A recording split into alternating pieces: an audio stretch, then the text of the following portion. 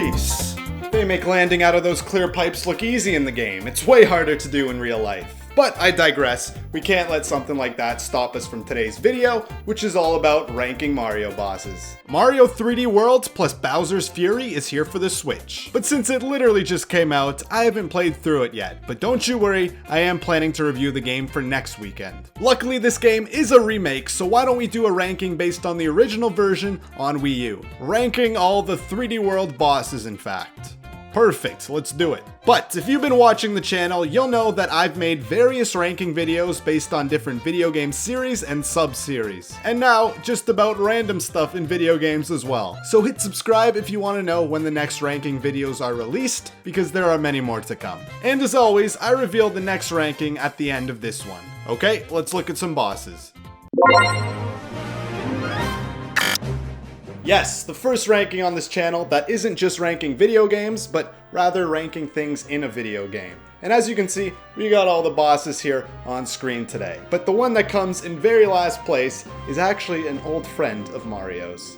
Okay, so we're starting off with this guy, Boom Boom over here. And he's kinda the definition of boring. Yeah, his main attack here is just to spin around and slowly move towards you. And then once you hit him, he just goes into his shell and bounces on the walls for a bit. Sure, he goes invisible sometimes and can spawn more shells with him, but they don't make it that much harder. Plus, a lot of the times you can just hit him before he even attacks due to how slow his startup animations are. We've seen this guy in many iterations of Mario games, and even in those ones the fights were better. Way back in Mario 3, he was a cool new boss, and even the newer 3D land fights threw in some other elements in the mix to spice up the fight for a bit. But in 3D World, they really didn't do too much with it, making him boring and repetitive to fight.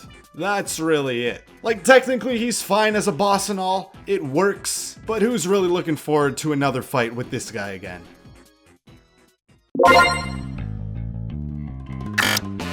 Okay, so moving on from that guy, we are now looking at a boss that doesn't really look like a boss at all, but is still considered one anyways. He's apparently a king, and just looks like a giant spiky square. This is King Ka-thunk.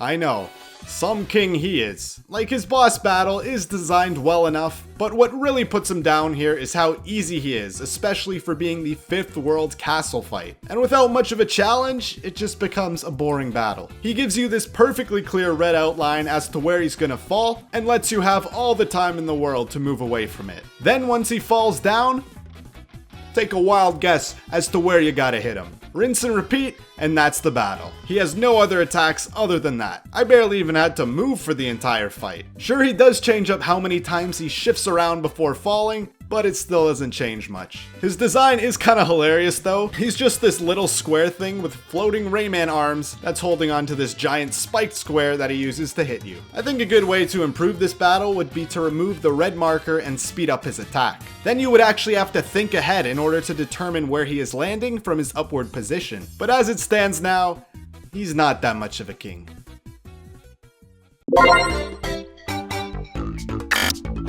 Alright, so now that those two are out of the way, we're already going back to familiar territory, and this one, once again, is kinda what you see is what you get. This is the girl version of Boom Boom, named Pom Pom. Yes, Pom Pom. Oh yeah, the names in this video are gonna be fun. And I guess she's like Boom Boom's girlfriend or something? I don't know, could be. This is way too much Mario lore for me here in one video. Well, Buster, she's more interesting than you. Well, at least by a bit. Her main attack is to create copies of herself, and then you just need to find the real version to jump on. And you do this by looking at the copy that has the most color saturation. Oh, and she's got a giant pink ninja star, so yeah, that's a pretty clear giveaway too. So we're getting into a little more interesting attack patterns here. I do like this idea of quickly trying to find the odd one out and attack her before she does her move. I wish it was a bit more subtle though. The pink star with a bow is pretty apparent after a few rounds, but this boss still can provide some interesting interactions. But really why she's down here is similar to the other ones. It's a pretty basic fight after a while, and she really only has one attack pattern. Okay, enough of the Boom Boom squad over here, let's move on.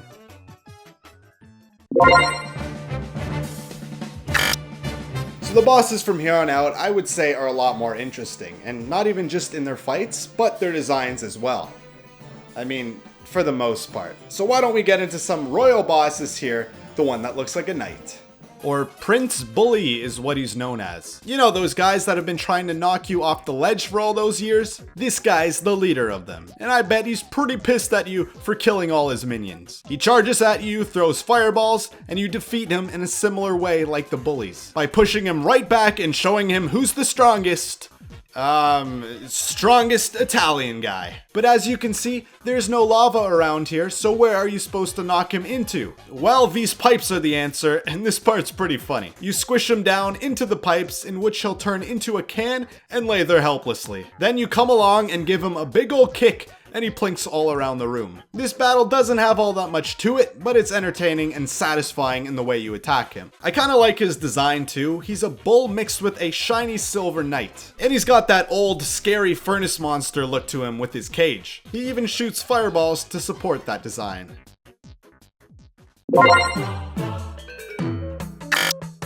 So the next boss we have here is a pretty threatening foe. He's the one that's solid, the one that's surrounded entirely by lava, and the one that's just a rock with googly eyes stuck on it. This is Boss Brolder. Yes, the giant rock pretty well. While his design just looks like a fat Geodude, I actually like his attack patterns and the method that you have to hit him with. He's got his standard just rolling towards you, a spinny attack where he shoots fireballs in every direction, and then he just sends his kids to fight you, in which you can send them right back, and that's how you're meant to attack him. I do like this change up in the game for how you attack bosses though, other than just jumping on them. And the level is a perfect build up to the fight that teaches you the various ways of interacting and throwing these smaller boulders. And then the final throwing test is this fight. You do fight this guy later on, and this fight can be a lot more challenging too. This is because on top of all the other crap he throws at you, he now adds these two fireballs that constantly follow you and also leave a trail that takes up a lot of space. Overall, a solid fight, but nothing too special, which is why he's just in the middle of the pack.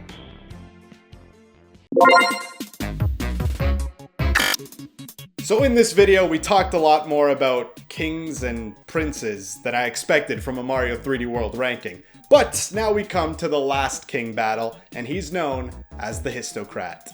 Or at least, I think he's a king or something. That's what he looks like. Got a crown, he's the royal color of purple, and has a red cape with white fur. All the great kings of our time wore those. But I don't even know what he's supposed to be either. He's like a snake mole something? But in Mario terms, this is known as a Hissocrat. And his fight is pretty cool. It's a battle designed around the cat suit, but you can still do it without it. The whole point of this fight is to find a way to get enough height so you are high enough to jump on his head. Luckily though, he sends out his minions that shoot high up in the air, allowing you to climb up them and in turn jump on him. While the catsuit does make this a whole lot easier, I think it's more fun to do the fight without it. That way you have to strategically plan out how you're going to traverse the snakes with different heights. Oh yeah, and then he comes back again with his girlfriend this time. And if you're really skilled like me, you can hit them both like this.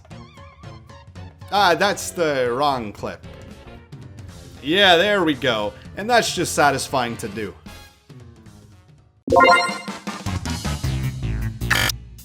Now there's only 3 boss battles left, and over half of the fights left are Bowser fights, and that to me is a bit too much Bowser in the mix, so let's start by knocking one of them out.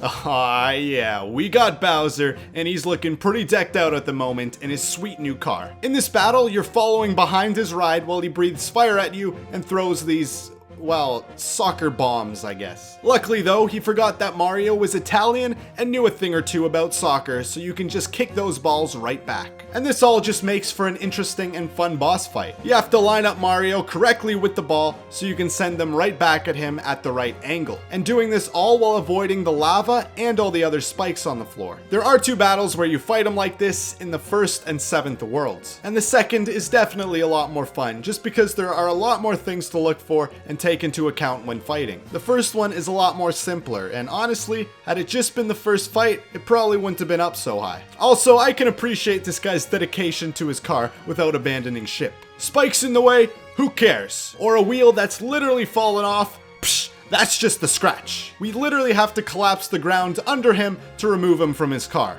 Somehow. Well, I guess Mario's always been good at removing the ground under Bowser. Also, you can make this battle really easy by just using the touchpad to fling the balls back at him, but it's pretty boring at that point, so I just suggest doing it without that method.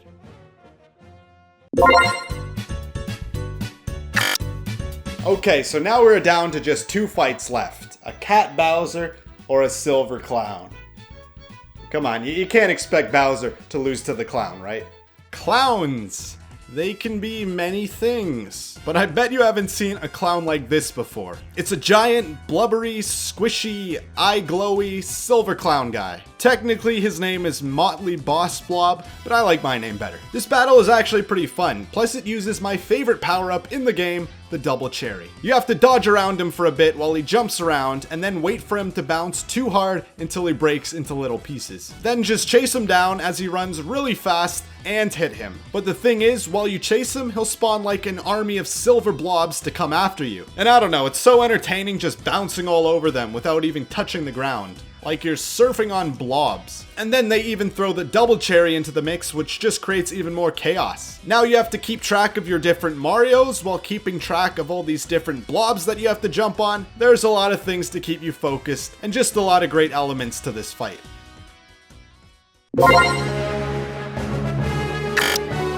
Now we have the final boss of the game, Bowser. Or, well, Meowser, as he's called. Yeah, I can't say that with a straight face either. We're at the end of the video, and these names haven't gotten any better. But what's this? It's an auto-scroller level? You don't even attack him directly, you just use POW blocks. Well, just let that be a showcase for how great this boss actually is, even with it still being an auto-scroller. The whole battle is hyped up very well. Immediately when you start the level, the scale of this giant building is shown to you. Then you continue to scale all these other rooftops while the building still remains in the distance. Then you spiral towards the tower on a lift, and when you get there, yeah, you see Bowser turn into a cat, whatever. Then the battle begins, and it's really cool. You're climbing up the side of a giant building like a cat, and Bowser is swinging at you to try and hit you. Then you hit him once with a POW block and continue upward in this pipe. But Bowser uses another power-up, being the double cherry, in order to clone himself, and the fight continues. It's already an epic set piece as is, but then he starts tearing through the walls, climbing up the walls, and then you even get a spotlight on you, making it feel like you're in one big getaway scene or something, with everyone watching. Well, at least that's what it felt like to me. With the epic music at hand, you keep spiraling around the giant tower, slowly edging to the top. Bowsers are coming at you from every direction and angle. Then you see the final Bowser at the top, conveniently sitting on a POW block. So you hit the block 3 times while avoiding all the fireballs, and you defeat the boss. And yeah, I guess we don't worry about all the other Bowsers either. Yeah, we'll just take this one. Hey guys, so I'm just preparing for my next video here because I'm gonna need to pack a few things on this next adventure. And this video will definitely be an adventure you don't want to miss, I assure you. And with that, I think we should be good. Everything is packed and loaded. Oh, one more thing. I'm definitely gonna need this on the next ranking video. Okay, and with that, that should be good. I will see you guys next time. See ya.